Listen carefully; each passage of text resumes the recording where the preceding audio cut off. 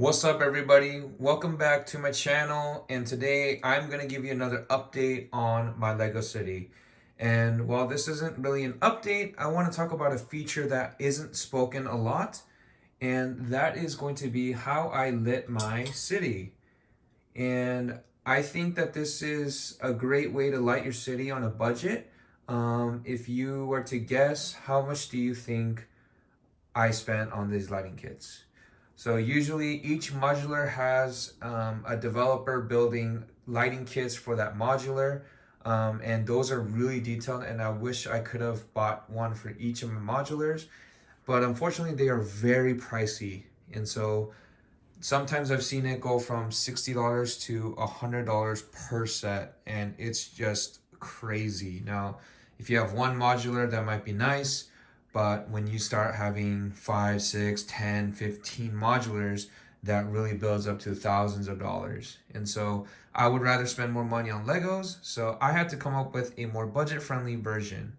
And would you guys believe me if I told you that I lit this entire city up for less than $100? Yeah. So stay tuned. I'm going to show you guys how I did it and different workarounds I used in order to get my lighting in my city. Granted, there are a lot of lighting that I need to continue to implement. There are lamps that I want to put all over the city. But for now, this is what I've gotten for less than $100. So if you are interested in this video, please stay tuned and I will show you how I did it for under $100. So I want to begin with the most obvious piece, and those are the street lamps. And no, there isn't really a cheaper version, but I did buy these off Amazon, and they come in a string of 6 street lights, and I bought 2 packs. And so there's 1, 2, 3, and then in front of the cinema, 4, 5, and 6. And that comes in a pack, and that's about, I want to say, like $10 or so. So I did buy 2. I have street lamps in front of the street over there by the curvature, and then also 6 street lights in front of the Parisian restaurant, all the way down to my bus stop. So there is no real workaround that I know of, cheaper alternatives, but that costs about $20. And now you might be wondering, well, how did I light the rest of the city with about $25? Well, the answer is within these buildings. And I don't know if you can see it, but you might be able to see it a little bit closer. But if not, I'll take you in to the corner garage, and that might give you the most accurate look. So I use something called fairy lights, and these are something very easily found on Amazon or your craft store. And basically what it is it is a lighting set, little LEDs that are strung in the form of either copper wires or thin wires. And the reason why I like using this is because you can actually use them to sandwich in between cracks, and you can thread them through doors, and it works really nice to light up your cities for very cheap. Something I also want to mind is these lights do not get hot. And so that's a really great bonus, that you don't want any damage to your Lego, obviously, if you don't want heat to build up. But it's a cheap alternative way to light up the cities. I know I've seen people use flashlights or battery-powered devices, but I don't really want to switch out all these batteries every once in a while. So I opted for USB power, and so each little section, so this section here, along with that back section, the front section, these are all separated into individual grids. Now with that said, they come in a pack of 2. I believe they come in like 50 feet.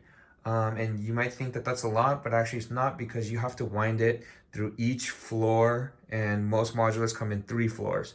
So it's quite a lot of lighting that you need to thread in between. But yeah, they come in packs of 2 or 3 depending on which one you can find. And yeah, you can thread them in between your buildings and make them look nice. So the one downside to using these threaded lights is that they are threaded, which means you'll go through doors or floors, and it does reduce a little bit of the playability of the modulars. So it's not easy to lift up your second floors or your third floors off to see the inside. For me personally, I kind of like the whole facade and look of the city as a whole.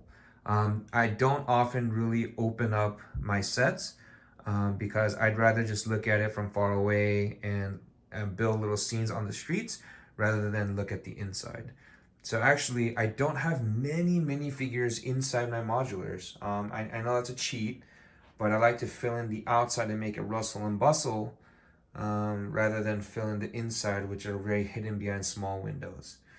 So this is one way that I have considered lighting it up, and I think it looks really awesome. Let me know what you guys think in the comments below, and I will definitely comment on it. But this setup pretty much costs about 100 bucks, like I said, less than 100 bucks to light up a city.